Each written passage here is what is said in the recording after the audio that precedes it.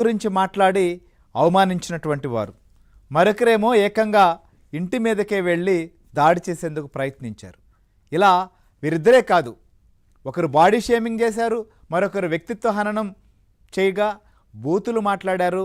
ఇష్టానుసారంగా వ్యక్తిగతమైనటువంటి అంశాల జోలికి వెళుతూ ఇష్టానుసారంగా నోరే పారేసుకున్న నేతలందరూ ఇప్పుడు ఓచలు లెక్కబెట్టేటువంటి పరిస్థితి వచ్చింది. సో కర్మ ఎక్కడికి వెళ్ళదు. ఖచ్చితంగా తామేం చేశామో అందుకు అనుగుణంగా ప్రతిఫలాన్ని కూడా అనుభవించాల్సి వస్తుంది. అందుకే చేసిన వాళ్ళకి చేసుకున్న వాళ్ళకి చేసుకున్నంత అని పెద్దలు అంటారు. సో ఇప్పుడు కూడా వైసీపీ సర్కార్ హయాంలో 2019 నుంచి 24 వరకు ఇష్టానుసారంగా రెచ్చిపోయినటువంటి వారు ఇప్పుడు అందుకు తగిన విధంగా వారు చేసిన పాపాలు పండడం కావచ్చు, లేదా వారు అధికారంలో ఉండగా ఏం చేసినా ఏం మాట్లాడినా జరిగిపోతుందని చెప్పి వ్యవహరించిన వారంతా కూడా ఇప్పుడు ఊచలు లెక్కెట్టాల్సినటువంటి పరిస్థితి ఎందుకు వస్తుంది. ఎందుకు చెప్తున్నానంటే ఇవన్నీ గతంలో ఇష్టానుసారంగా మాట్లాడి ఏకంగా అప్పట్లో మాజీ ముఖ్యమంత్రి, ఇప్పుడు ముఖ్యమంత్రి చంద్రబాబు నాయుడు నివాసం దగ్గరికే వెళ్ళినటువంటి వ్యక్తి మాజీ మంత్రి జోగి రమేష్. అధినేత ప్రాపకం కోసమా లేకపోతే పార్టీలో తన ఉనికిని పెంచుకునేటువంటి ప్రక్రియ తెలియదు, కానీ ఆ రోజు ఏకంగా ఇంటి మీదకే వెళ్ళిపోయాడు. అసలు ప్రజాస్వామ్య వ్యవస్థలో ఇటీవల కాలంలో మనం చూస్తున్నాం, ఎక్కడా కూడా ఇలాంటి ఘటనలు చూస్తున్నాం మనం.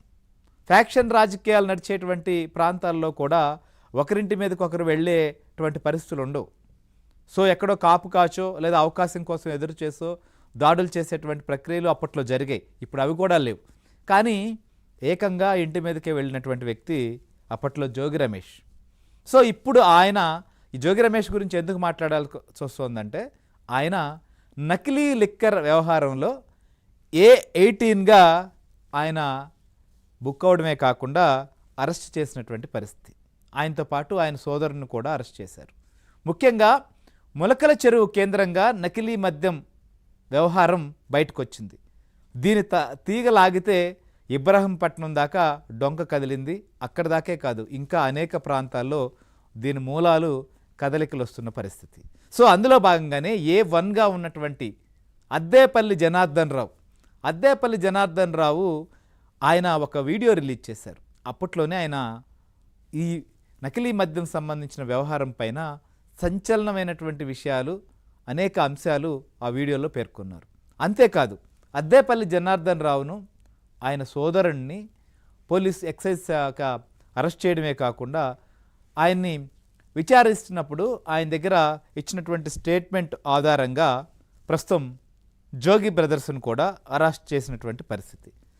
జోగి రమేష్ విషయానికే వస్తే, ఆయన ఇటీవల కాలంలో అద్దేపల్లి జనార్దన్ రావు విదేశాల నుంచి వచ్చినప్పుడు ఆయన పోలీసులు అదుపులోకి తీసుకుంటారు అనేటువంటి విషయం తెలిసినప్పటి నుంచి, లేదా ఆ విషయం జరిగినప్పటి నుంచి ఇష్టానుసారంగా మాట్లాడారు. తనను ఇరికించే ప్రయత్నం చేస్తున్నారు, తన మీద కావాలని తప్పుడు కేసులు పెట్టేటువంటి ప్రయత్నంలో ప్రభుత్వం ఉంది. తనపైన ముఖ్యమంత్రి చంద్రబాబు నాయుడుకు, మంత్రి లోకేష్కు వ్యక్తిగతమైనటువంటి ద్వేషం ఉంది.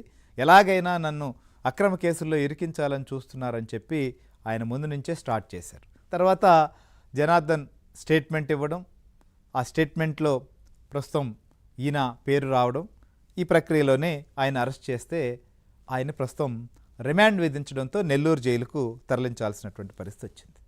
సో ఇది ఈయన గురించి.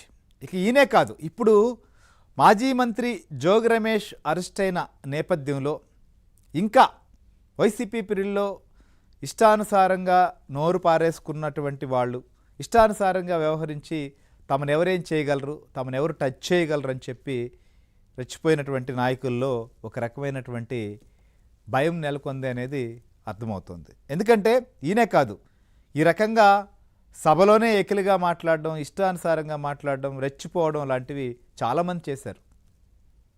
మాజీ మంత్రి అనిల్ కావచ్చు, రోజా కావచ్చు, అంబటి రాంబాబు, పేరు నాని, ఇట్లా ఒక చెప్పుకుంటూ పోతే చాలామందే చాలా రకాలుగా మాట్లాడారు. సో రాజకీయాల్లో విమర్శలు, ప్రతి విమర్శలు అనేటివి సహజం, అవి జరుగుతూనే ఉంటాయి. ప్రజాస్వామ్యంలో వాటిని ఎవరు ఆపలేరు. కానీ అంతకు మించి, శృతి మించి మాట్లాడి తామంతా ఏదో శుద్ధపూసలం, అవతల వారే తప్పు చేస్తున్నారు, లేకపోతే చేతగాని వారు అనేటట్లుగా వ్యవహరించినటువంటి వీరులో కూడా ఇప్పుడు ఒక రకమైనటువంటి భయం నెలకొంది. అసలు ఇంతకీ జోగి రమేష్ను ఎందుకు అరెస్ట్ చేయాల్సి వచ్చింది అనేది ఒకటైతే, జోగి రమేష్ అరెస్ట్ తర్వాత నెక్స్ట్ ఈ ఎపిసోడ్లో ఏం జరగబోతోంది? ఎందుకంటే నకిలీ మద్యం సంబంధించి తయారు చేయమన్నారు, ఓకే, తయారు చేయమన్న తర్వాత ఎవరిని సంప్రదించారు, ఎక్కడెక్కడికి వెళ్ళారు, దీని ఫార్ములా ఎక్కడ కనుక్కున్నారు, ఈ ఫార్ములాకు అనుగుణంగా ఎవరిని తీసుకొచ్చారు, ఎవరి చేత తయారు చేయించారు, ఇవన్నీ కూడా దీంట్లో ఉన్నటువంటి విషయాలు. అయితే జోగి తర్వాత నెక్స్ట్ ఇంకెవరు వంతు వస్తుంది అనేటువంటి ఒక టెన్షన్ కూడా వైసీపీలో నెలకొంది. సో వీటన్నిటిపైన మనం డిస్కస్ చేద్దాం. మనతో పాటు ప్రసాద్ ఈ నకిలీ లిక్కర్ ఎపిసోడ్ సంబంధించి